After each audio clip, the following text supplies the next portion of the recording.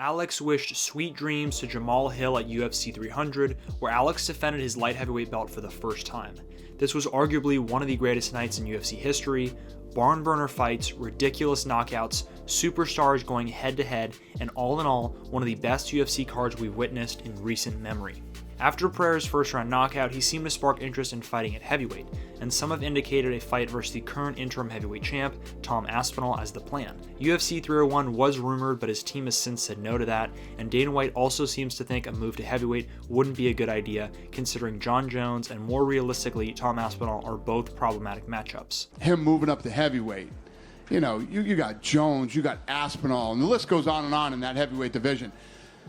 Heavyweight division is nasty.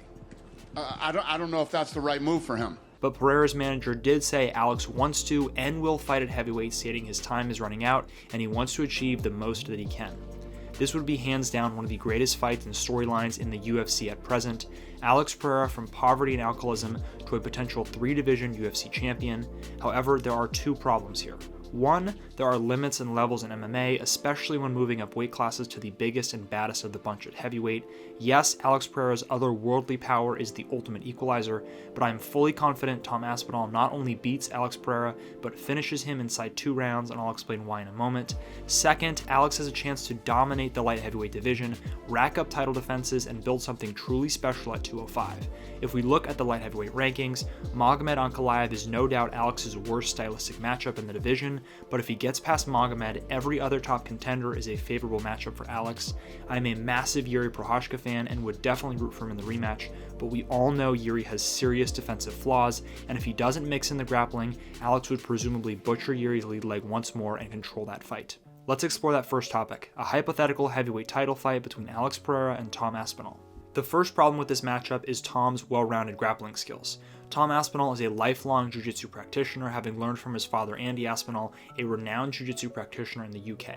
We've seen Tom show off his jiu-jitsu with quick submission wins over Alexander Volkov and Andrei Arlovski. Aspinall also has a refined wrestling game with powerful double-leg takedowns from range and a devastating clinch game with hard knees, elbows, and trips. Once he secured his opponent on the ground, Tom smoothly transitions to a dominant position, preferably side control or mount, and either butchers them with hard ground and pound or a submission.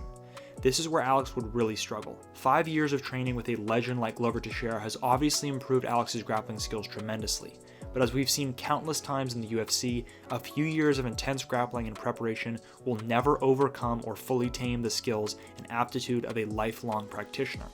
If Tom decides to grapple with Alex, I see a submission finish coming within a few minutes, and if the submission isn't present, there's no doubt Tom could land some damaging shots and tire Alex out on the ground. The second problem I see with this matchup is Tom's boxing. You won't find another heavyweight in the UFC with this combination of speed and power. You just won't.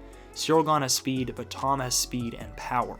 His movement, footwork, agility, and overall striking acumen will challenge Pereira, and this will open up opportunities for Tom to take Alex down and vice versa. If Alex has to guess when the takedown's coming or when the hands are coming, Tom will no doubt be in a great spot to win, and I think Tom Aspinall would certainly be confident and skilled enough to strike with Alex for as long as he wishes, and then if or when needed, he can mix it up. The third problem with this matchup is Tom's size. Aspinall is a big and strong heavyweight, and you have to think that his size and strength would play a big role in this fight. Alex is a massive middleweight or light heavyweight and just a behemoth of a human, but Tom Aspinall is a natural heavyweight and he'll be able to bully Alex in the clinch and on the ground. After all, there are weight classes for a reason.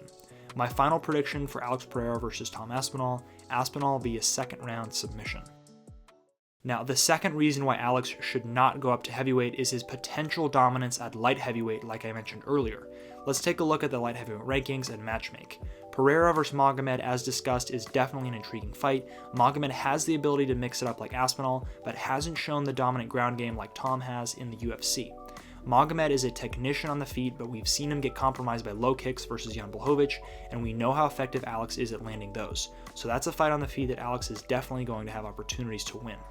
Outside of Magomed and Yuri, you look at guys like Nikita Krylov, Johnny Walker, Khalil Roundtree, who takes on Jamal Hill at UFC 303, maybe Alonzo Menefield if he gets by Olberg in impressive fashion, maybe Ryan Spann or Vitor Petrino down the line, but I don't think so.